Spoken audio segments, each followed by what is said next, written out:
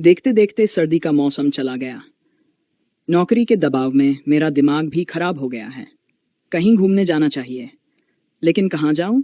बचपन में एक बार दादाजी के घर गया था। अब भी मुझे वह याद है। परिवार के साथ तो बचपन से ही शहर में रहना शुरू कर दिया था। इस बार सोचा कि दादाजी के घर जाकर घूम आऊं। मैं रক্তিम कई सालों से ढाका में एक कंपनी में काम कर रहा हूँ। कंपनी में काम बहुत थकाऊ होता है, आप लोग तो जानते ही हैं। तो इस थकान को दूर करने के लिए मैंने दादाजी के घर जाने का फैसला किया। वह दिन गुरुवार की रात थी। मैंने रात में ही दादाजी के घर जाने का निश्चय किया। दादाजी का घर बरिशाल के एक गांव में था। वहां बस से जाया जा सकता है, लेकिन मैंने लॉन्च से जाने का फैसला किया। लॉन्च से जाने का मजा ही अलग होता है। तो रात 8 बजे मैं लॉन्च में चढ़ गया, टिकट लिया। लॉन्च ने ठीक 9 बजे प्रस्थान किया। मैं लॉन्च की छत पर चढ़कर खुशी खुशी एक सिगरेट जलाया। सिगरेट पी रहा था और उस ठंडी हवा का आनंद ले रहा था। अच्छा लग रहा था। कभी केबिन में जा रहा था तो कभी छत पर आ रहा था। ऐसे ही काफी समय बीत गया, लेकिन अचानक लॉन्च में समस्या आ गई। लॉन्च रुक गया। लॉन्च के इंजन में समस्या हो गई थी। लॉन्च आगे नहीं जा पा रहा था। लॉन्च मास्टर ने बताया कि कल सुबह से पहले इसे ठीक करना संभव नहीं है। लो, अब क्या करें? इतनी मुश्किल से लॉन्च में चढ़ा था, फिर भी समस्या आ गई। सब देख रहे थे कि छोटी ट्रॉलरों से लोग अपने गंतव्य की ओर जा रहे थे, और ज्यादा दूर भी नहीं था। हम पास ही पहुंच चुके थे। मैंने भी फैसला किया कि ट्रॉलर से ही जाऊंगा। इस लॉन्च से उम्मीद नहीं की जा सकती।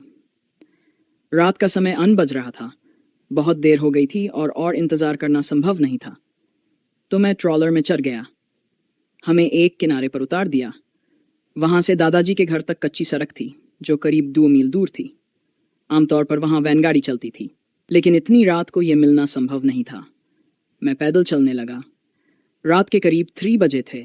मैं आगे बढ़ रहा था, लेकिन आगे जाकर देखा कि 2 रास्ते हैं। एक मुख्य रास्ता था, जिसे जाने में ज्यादा समय लगना था, और दूसरा एक शॉर्टकट रास्ता था। लेकिन बचपन में दादाजी ने कहा था कि उस रास्ते से कोई नहीं जाता। क्यों नहीं जाता, ये नहीं बताया था। मैंने ज्यादा सोचे बिना उस रास्ते से जाने का फैसला किया, क्योंकि बहुत देर हो चुकी थी। शुरू में कुछ नहीं हुआ, लेकिन कुछ दूर जाने के बाद समस्या शुरू हो गई। ऐसा लग रहा था जैसे कोई मेरे पीछे पीछे आ रहा हो। फिर ऐसा लगा कि हवा नहीं थी, लेकिन पेड़ की पत्तियां हिल रही थीं। थोड़ा डर लगने लगा। दादाजी ने कहा था कि इस जगह से कोई नहीं जाता। मैंने जल्दी जल्दी चलना शुरू कर दिया। वह जगह दिन में भी डरावनी थी, तो रात में और भी डरावनी होनी चाहिए थी। रात पूरी तरह से खामोश हो गई थी, लेकिन समस्या जारी थी। ऐसा लग रहा था जैसे कोई मुझे पकड़ने वाला है। मैंने दौड़ना शुरू कर दिया। दौड़ते दौड़ते ऐसा लगा जैसे अंधेरे से बाहर निकल आया हूं, लेकिन मैंने दौड़ना बंद नहीं किया। ऐसा लग रहा था कि कोई पीछे से दौड़कर मुझे पकड़ना चाहता है, लेकिन नहीं पकड़ पा रहा था। मैंने आगे एक तालाब देखा और चांदनी रात में एक नाव पर एक व्यक्ति बैठा था। मैं उस नाव के पास गया। सोचा इतनी रात को कोई आदमी शायद मछली पकड़ने आया होगा। मैंने उससे कहा, माँ जी, क्या आप मुझे उस पार ले जाएंगे? लेकिन उसकी तरफ से कोई जवाब नहीं आया। अजीब बात थी। और पीछे से कोई मेरे पीछे आ रहा था। मैंने ज्यादा सोचे बिना नाव पर चढ़ गया। ऐसा लगा जैसे कोई और भी नाव पर चढ़ने की कोशिश कर रहा था, लेकिन माँ जी ने तुरंत पानी में चप्पू मार दिया। मैंने माँ जी से बात करने की कोशिश की, लेकिन माँ जी ने कुछ नहीं कहा। वह बिना कुछ बोले नाव चलाने लगा। उसका चेहरा भी चादर से ढका हुआ था।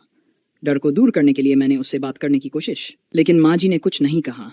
वह सिर्फ नाव चलाता रहा, एकदम खामोश। मुझे बहुत डर लगने लगा। मैंने सोचा कि किनारा पास ही है, मैं नाव से कूद जाऊं। किनारे पर कुछ रोशनी दिख रही थी, शायद वहां घर थे, लेकिन माँ जी के हाव भाव से कुछ सही नहीं लग रहा था। जैसे ही मैं कूदने वाला था, माँ जी ने पहली बार बोला, कूदो मत। यह सुनकर मेरी रूह कांप गई। उसकी आवाज़ बहुत अजीब थी, जैसे लड़का और लड़की की आवाज़ को मिला दिया हो। यह सुनकर मैं बहुत डर गया। जब मैंने कूदने की कोशिश की, उसने मेरे हाथ को कसकर पकड़ लिया। मैंने जोर से चिल्लाया। तभी फजर की अजान हुई और वह आदमी गायब हो गया। सिर्फ चादर पड़ी थी। ये देखकर मैं बेहोश हो गया। जब मुझे होश आया तो सुबह हो चुकी थी।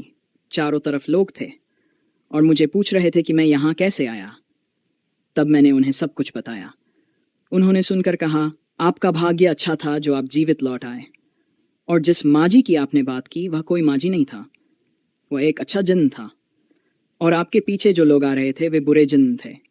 उन्होंने आपको बचाया, क्योंकि किनारे पर जो रोशनी दिख रही थी वह सब बुरे जिन्न थे। और जिस नाव से आप आए थे वह नाव बहुत पहले ही डूब चुकी थी। वह तालाब के किनारे पर थी। ये सब सुनकर मेरे सिर पर जैसे आसमान टूट पड़ा। उस दिन की घटना के बाद मुझे लगातार शायद दिन बुखार रहा, और मैं अक्सर उस दिन की घटना को सपने में देखता हूँ।